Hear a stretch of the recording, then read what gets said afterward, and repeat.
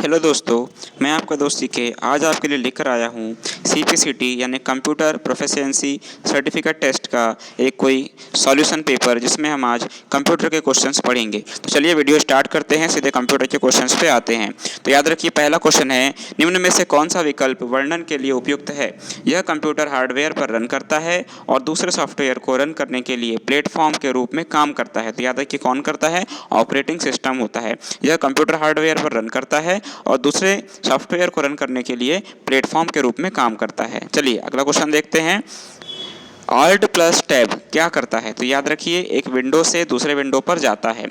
एक विंडो से दूसरे विंडो पर जाने के लिए Alt प्लस टैब का प्रयोग करते हैं। चलिए अगला क्वेश्चन है, कंट्रोल प्लस होम क्या करता है?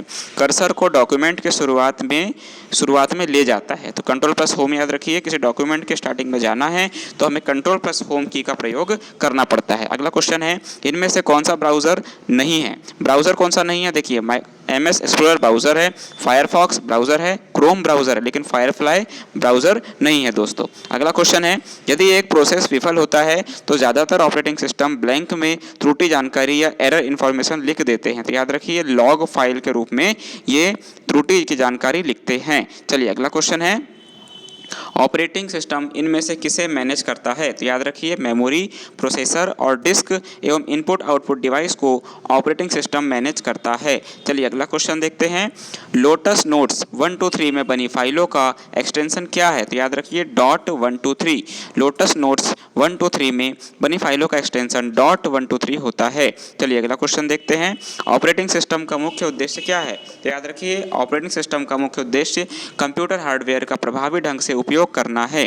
कंप्यूटर हार्डवेयर का प्रभावी ढंग से उपयोग करना है। अगला क्वेश्चन देखते हैं, ऑपरेटिंग सिस्टम ब्लैंक में रहता है? तो याद रखिए, ऑपरेटिंग सिस्टम हार्ड डिस्क में रहता है। ठीक है, ऑपरेटिंग सिस्टम हार्ड डिस्क में रहता है। अगला क्वेश्चन देखते हैं, ब्लैंक फंक्शंस का एक स्टैंडर्ड सेट है जिसके माध्यम से एप्लीकेशन कर्नेल के साथ इंटरेक्ट करता है। याद रखिए, सिस्टम की लाइब्रेरी होती है जो फंक्शंस का एक स्टैंडर्ड होता है जिसके माध्यम से एप्लीकेशन कर्नेल के साथ इंटरेक्ट करते हैं। ठीक है, अगला क्वेश्चन है, इनमें से अंतर्गत या असंगत ऑड को पता लगाएं। ऑड यानी सबसे भिन्न कौन सा है? जैसे ऑफिस 2000 है, ऑफिस 95 है, ऑफिस 97 है, किंतु ऑफिस 2004 नहीं है। ये सारे MS ऑफिस के वर्जन है, लेकिन 2004 इसका वर्जन नहीं है। चलिए आगे देखते हैं, इनमें से कौन सा कथन असत्य है? तो याद रखिए, MS word file text file होते हैं। तो ये याद रखिए, ये असत्य है, बाकी सब सही है।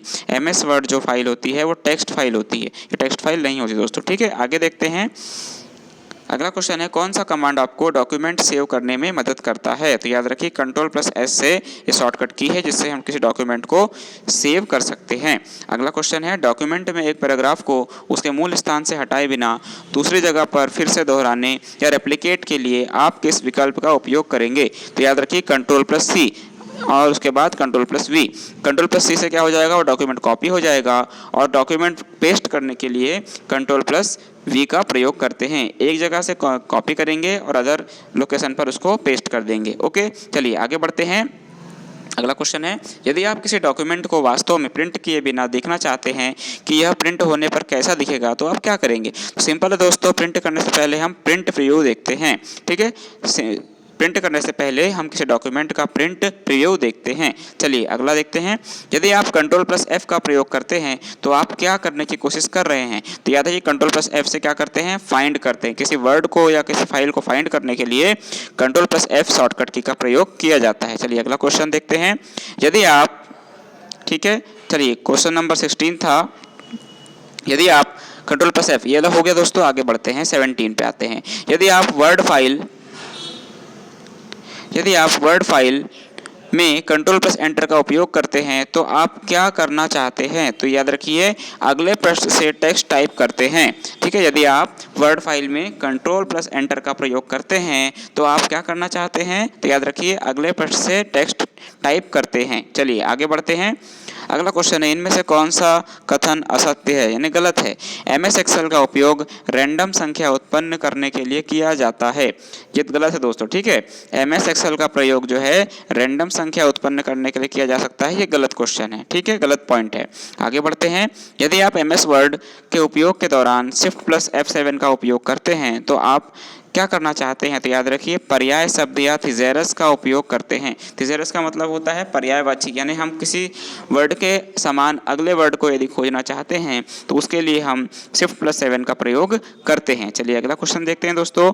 MS एक्सेल में सम इफ फंक्शन क्या करता है, तो याद रखिए शर्तों या कंडीशन के आधार पर सेल वैल्यू जोड़ता है। जोड़ने का मतलब होता है सम। चलिए आगे बढ़ते हैं।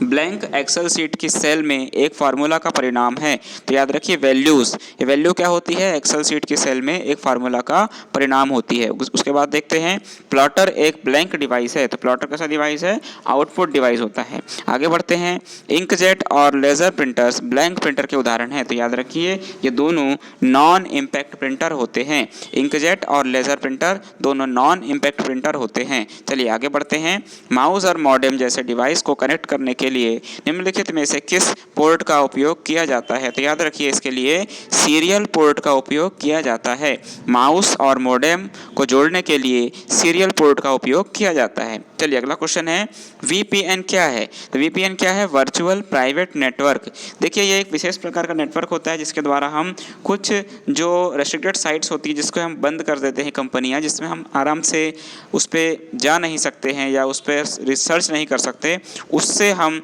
डायरेक्टली VPN से कोई बंद साइट को खोल सकते हैं दोस्तों। ठीक है, इसका फुल फॉर्म होता है वर्चुअल प्राइवेट नेटवर्क। चलिए आगे बढ़ते हैं। टेक्स्ट मैसेज को बोल्ड, इटैलिक आदि फॉन्ट्स में बदलने के लिए सेंडर द्वारा ब्लैंक का उपयोग करते हैं, तो याद रखिए रिच टेक्स्ट और रिच फॉर्मेट दोनों का उपयोग किया जाता है। चलिए आगे बढ़ते हैं। ARP का फुल फॉर्म क्या है, तो याद रखिए एड्रेस रेजोल्यूशन प्रोटोकॉल इसका फुल फॉर्म होता है, एड्रेस रेजोल्यूशन प्रोटोकॉल ARP। उसके बाद अगला क्वेश्चन है वेबसाइट्स को देखने के लिए प्रयोग किए जाने वाला प्रोग्राम ब्राउज़र कहलाता है। याद रखिए ब्राउज़र के द्वारा ही हम किसी वेबसाइट को ओपन कर सकते हैं। अगला क्वेश्चन है URL का फुल फॉर्म क्या होता है, यूनिफॉर्म रिसोर्स लोकेटर। याद रखिए URL का full form uniform resource locator होता है। अगला क्वेश्चन है इंटरनेट से जुड़े प्रत्येक कंप्यूटर में ब्लैंक होना जरूरी है, तो याद रखिए विशिष्ट IP एड्रेस होना जरूरी है। ठीक है, इंटरनेट से जुड़े प्रत्येक कंप्यूटर में एक विशिष्ट या यूनिक IP एड्रेस होना जरूरी है। अगला क्वेश्चन है एक कुकी क्या संग्रहित करती है, तो इंटरनेट पे जो कुकीज़ होती है दोस्तों ये यूज़र की वेब कनेक्टिविटी की जानकारी संग्रहित करती है। चलिए आगे बढ़ते हैं। एक कंप्यूटर के गैर भौतिक या नॉन फिजिकल घटक को ब्लैंक के रूप में संदर्भित किया जाता है, तो याद रखिए इसे सॉफ्टवेयर कहा जाता है जिसे हम टच नहीं कर सकते। अगला क्वेश्चन है एक कंप्यूटर में गणना के लिए ब्लैंक जिम्मेदार होता है, तो याद रखिए CPU कंट्रोल प्रोसेसिंग यूनिट इसका एक पार्ट होता है ALU जिसे कहते हैं एरिथमेटिक लॉजिकल यूनिट, जिसके द्वारा हम मैथमेटिकल ऑपरेशंस कर सकते हैं। अगला क्वेश्चन है दोस्तों इनमें से विषम को पता लगाइए, ऑड को अलग करना है, तो याद रखिए माइक्रोफोन, माउस और ट्रैक बॉल ये क्या होते हैं, ये इनपुट डिवाइस होते हैं, लेकिन प्रिंटर एक आउटपुट डिवाइस होता है। अगला क्वेश्चन है कंट्रोल ऑल्टर और शिफ्ट को ब्लैंक की कहा जाता है, तो याद रखिए इसे मॉडिफायर की कहा जाता है। कंट्रोल ऑल्टर एंड शिफ्ट को मॉडिफायर की कहा जाता है। अगला क्वेश्चन है CRT, LCD, TFT और LED किसके प्रकार हैं, तो आप सब जानते हैं ये मॉनिटर के प्रकार है। CRT cathode ray tube, LCD liquid crystal display, TFT जो होता है और LED होता है, ये सब किसके प्रकार होते हैं, मॉनिटर्स के प्रकार होते हैं। आगे बढ़ते हैं, अगला क्वेश्चन देखते हैं। प्रिंटर की गति मापने के लिए इनमें से किसका उपयोग होता है, तो याद रखिए CPM, LPM और PPM का उपयोग प्रिंटर की गति मापने के लिए होता है। अगला क्वेश्चन देखते हैं। यदि आप कई सारे पर्सनल कंप्यूटर को कनेक्ट करते हैं तो इसका अर्थ है कि आप नेटवर्क विकसित कर रहे हैं। ठीक है, कई कंप्यूटर को जोड़ना नेटवर्क डेवलपमेंट कहलाता है। चलिए अगला क्वेश्चन है यदि आपको एक वर्ड डॉक्यूमेंट में फुटनोट जोड़ना है तो आप किस मेन्यू में जाएंगे, तो याद रखिए इसके लिए रिफ्रेश का प्रयोग किया जाता है। तो याद रखिए यदि आपको एक वर्ड डॉक्यूमेंट में फुटनोट जोड़ना है तो उसके लिए रिफ्रेश मेन्यू का प्रयोग करते हैं। अगला क्वेश्चन है एक एक्सेल शीट में ब्लैंक होते हैं, तो याद रखिए सेल्स होते हैं, रोज होते हैं, कॉलम्स होते हैं। एक एक्सेल शीट में सेल, रो, कॉलम से बनी होती है। अगला क्वेश्चन है यदि आप एक FTP प्रोग्राम का उपयोग कर रहे हैं तो आप इंटरनेट सर्वर से और इंटरनेट सर्वर पर फाइल्स ट्रांसफ़र कर रहे हैं। इसका फुल फॉर्म होता है दोस्तों फाइल ट्रांसफ़र प्रोटोकॉल। चलिए अगला क्वेश्चन है SSL द्वारा सुरक्षित SMTP कनेक्शंस को क्या कहा जाता है, तो याद रखिए SMTPS कहा जाता है, सिंपल मेल ट्रांसफ़र प्रोटोकॉल ठीक है, इसको फुल फॉर्म होता है। आगे बढ़ते हैं, अगला क्वेश्चन पे आते हैं। निम्नलिखित में से कौन सा ईमेल एड्रेस का भाग नहीं है? तो इसका याद रखिए, प्रोटोकॉल जो होता है ये इंटरनेट के एक नियम होते हैं, बाकी जो है यूज़र नेम, डोमेन नेम और @ ये सब ईमेल एड्रेस का भाग होता है। आगे बढ़ते हैं, अनचाहे ईमेल के लिए स्पैम शब्द का प्रयोग होता है, आप सब जानते हैं। आगे बढ़ते हैं, HTML का अर्थ होता है, फुल फॉर्म होता है हाइपर टेक्स्ट मार्कअप लैंग्वेज। आगे बढ़ते हैं, निम्नलिखित में से कौन सा ईमेल मैसेजिंग से संदर्भित नहीं है? तो याद रखिए ये होता है चार्ट। ट्रेस, सेंडर और अटैचमेंट ये सब मैसेज का पार्ट होते हैं, लेकिन चार्ट मैसेज का पार्ट नहीं होता। आगे बढ़ते हैं, मालवेयर से आप क्या समझते हैं? तो यह एक दुर्भाग्यवश या दुर्भाग्यपूर्ण मैलिशियस वेबसाइट है या सॉफ्टवेयर है जो कि आपके कंप्यूटर को नुकसान पहुंचाती है और ये इंटरनेट के माध्यम से ही आपके कंप्यूटर में फैलती है।